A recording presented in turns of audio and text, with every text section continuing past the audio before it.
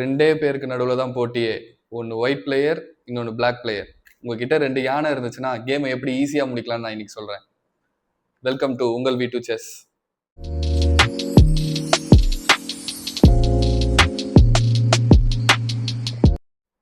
உங்ககிட்ட 2 யானை இருந்துச்சு அப்படின்னா லேடர் மூவ் வச்சு ஈஸியாக செக்மேட் பண்ணலாம். இப்போ ஒயிட்டுக்கு பார்த்தீங்கன்னா 2 ரூக் இருக்கு. ஸோ இப்போ ஒரு ரூக் எடுத்துட்டு போய் நான் 5th ரேங்க்ல வைக்கிறேன். இப்போ இந்த ராஜா வந்து கண்டிப்பா வந்து 5th ரேங்க்குக்கு வரவே முடியாது. ஸோ சைட்ல மட்டும் தான் மூவ் ஆக முடியும். இப்போ சைட்ல மூவ் ஆகுறாங்க. இப்போ அதுக்கப்புறம் மறுபடியும் நான் இந்த ரூக் எடுத்துட்டு போய் 6th ரேங்க்ல வைக்கிறேன்.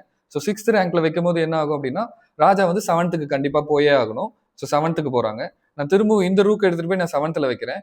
ஸோ 7th இருந்து அவங்க மறுபடியும் 8th தான் போய் ஆகணும். ஸோ 8th கிங் மூவ் ஆகுறாங்க.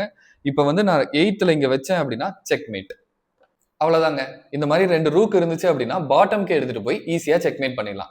இதே மாதிரி நிறைய என் கேம்ஸ் பார்க்கணுமா? மறக்காம உங்க வீட்டு சேனலுக்கு சர்ப்ரைஸ் பண்ணிடுங்க.